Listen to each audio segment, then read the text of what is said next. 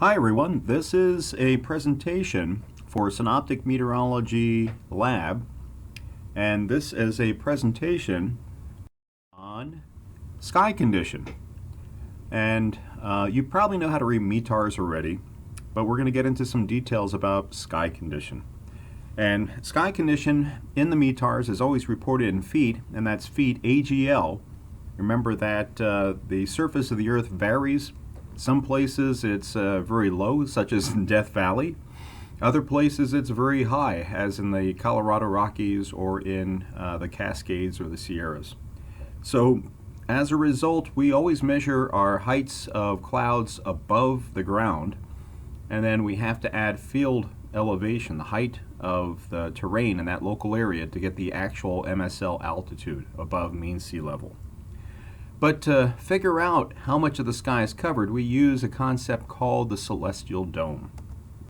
So the celestial dome is everything that you can see that is not man-made and that is also not a geological feature. So, if you are trying to make a cloud estimate, you don't include the mountains in your estimate. They're always there, so you just estimate what you can see. And I know that sounds pretty obvious, but we have to be pretty technical about this. So sky condition, the way that humans make observations of sky condition is that we look at the sky and then try and estimate how much of the sky is covered. And our estimation is in eighths or octaves, what we call octaves. So when you see a cloud, we assume that that cloud is covering the sky. Even if it's transparent, we still consider it part of the sky, part of the cloud cover. And as a result, we add up the number of eighths of the sky that is covered, and that will be our different layers. And we'll talk about the eighths of sky cover and the contractions that are used to describe that. But we also use the summation principle going from layer to layer. I'll give you examples of that shortly. So here are the eighths of sky cover. We try and estimate at each altitude the height of clouds, and if they're the same or pretty much the same height, then we try and estimate at that layer, that level, the number of eighths of the sky that is covered. So you've probably seen this before, but if there is less than 1/8 sky cover, then we call that sky clear. And in the METARS, typically it's CLR, but a long time ago they used to use SKC to indicate the sky entirely clear. CLR has a new definition. It means no clouds below 12,000, because that's the highest that ASOS and AWOS weather machines can report sky cover, nothing higher than 12,000. If you see clouds reported higher than 12,000, that means a human weather observer made the report. So as you can see, few is 1 to 2/8 coverage, scattered 3 to 4/8, broken 5 to 7/8, and then overcast would be 8/8 sky cover. So this is how they do sky cover on the Certified Weather Observer test to certify human beings to make weather observations. It would be a little bit difficult to try and get a three-dimensional image of the actual sky, so they do a two-dimensional just to kind of get the point across. So in this case, you've got altitudes. You've got a cloud layer at 1,000 feet, and you've got a cloud layer at 5,000. And if you count each of those angles, you can see that there are 8 sectors of the sky. So the lowest layer of clouds is covering 2 of those sectors, or 2/8 of the sky, and the upper level is covering 3. Now the lower level, since it's at 1,000 feet, it would be considered, of course, the cloud base is at 1,000, and since it's covering 2/8 of the sky, we would call that a layer of few clouds. The higher layer is covering 3/8 of the sky, but from your vantage point at the center of this and at the surface, at the center of this observing celestial dome, you would only be able to see 1, 2, 3/8 of the sky that are clear or blue sky. 5/8 are covered eventually by the time you get up to 5,000 feet. So what we do is we add the lower layers to the upper level layers to get that layer at the higher altitude. So in this case, you would have few at 1,000, but if you add the lower layers to the upper layers, that would give you 5/8 coverage, and that would be broken at 5,000. Let's try another example.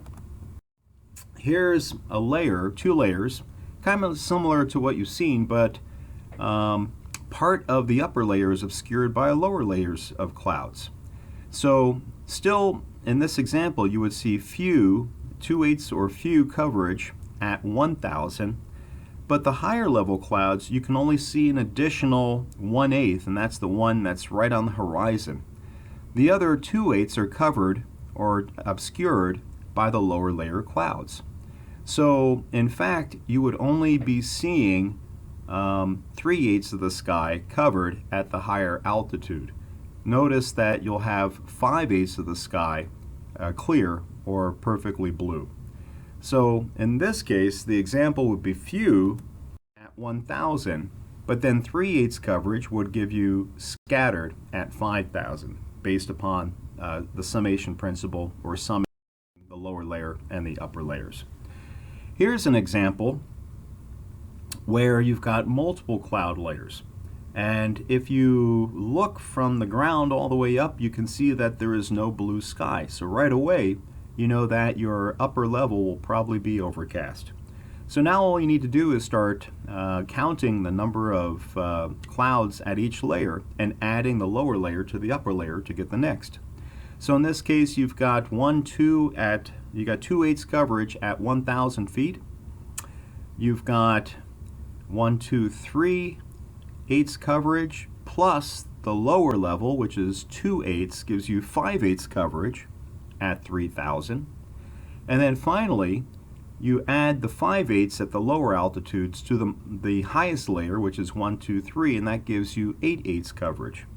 So your report would be few at 1,000, broken at 3,000, and overcast at 5,000. Now here's an example where you've got multiple layers, some obscuring, some not. So we'll just go up from the surface and keep adding our layers. But first off, you notice that 2/8 of the sky are clear or blue. So this is not going to be an overcast layer. You know that for sure. So we'll start at the lowest layer, and it looks like it's 1,000 feet. You've got 2/8 covered, so that's 1,008 at few at 1,000 feet. The next layer you've got, let's see, what you can see. You can see 1 on the left on the horizon, and then 1, 2 on the right, so that would be 3. Notice that 2/8 of the sky is hidden by lower layer clouds. So you've got a total of 2 at the lowest layers plus 3 at the mid layers. So that next mid layer would be 3 plus 2 is 5, and 5 is broken. And then the highest layer you add just one more octave because the upper two are hidden by a lower layer cloud. So we had 5 and add 1, that gives you 6, and that's broken. So your observation would be few at 1,000, broken at 3,000, and another broken layer at 5. No overcast because you can see blue sky. So that is the summation principle, and that's how you determine sky condition. And then there are some problems when human weather observers look at the sky and estimate cloud cover. A lot of times if there's puffy cumulus clouds, then they're looking at the sides of the clouds and not necessarily the whole clouds on the horizons.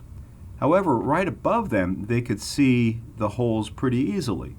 So humans tend to overestimate cloud cover because of the holes kind of filling in because they're looking at an angle. So that's called the packing effect. Humans tend to overestimate cloud cover because of the packing effect.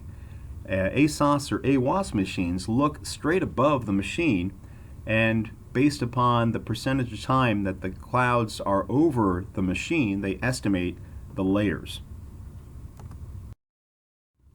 So here's examples of cloud cover from the METARS. Notice that there are only two types of clouds that can be classified in the sky condition, and that would be towering cumulus clouds, which are growing thunderstorms, and then cumulonimbus are full developed, full-blown thunderstorms, CBs. So those are the only two that we include in sky condition. And then another type of sky condition is vertical visibility.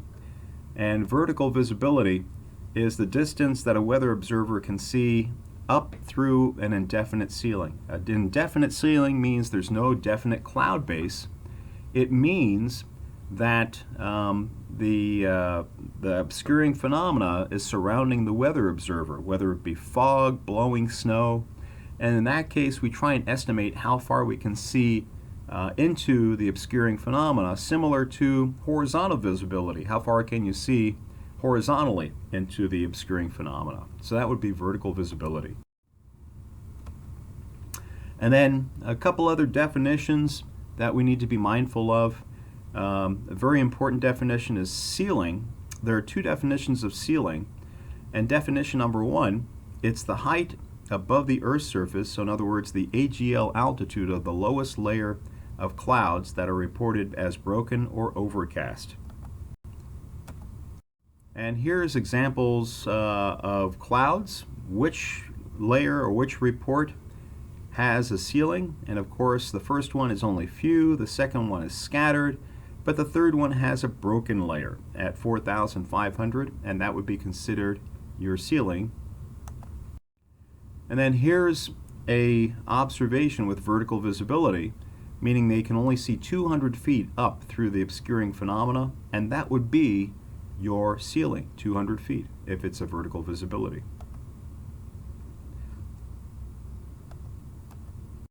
And then this is what it looks like when you're trying to estimate vertical visibility. It's much like what you see when there's fog. It's pretty much white, and you have to estimate how high you can see. Weather machines can do this by measuring the scattering of light or a laser. Humans do this by releasing weather balloons, and then when they disappear from sight, they can estimate the time or estimate the height or the distance by knowing the velocity of the balloon, how fast it goes up, and the time that it took to disappear. And vertical visibility would look like this. Usually, if there's a vertical visibility, there may not necessarily be clouds above it. You might have blue sky, or you might have clouds in a much higher layer, because a lot of times the obscuring phenomena is very close to the ground and may not extend above 50 or 100 feet above the ground.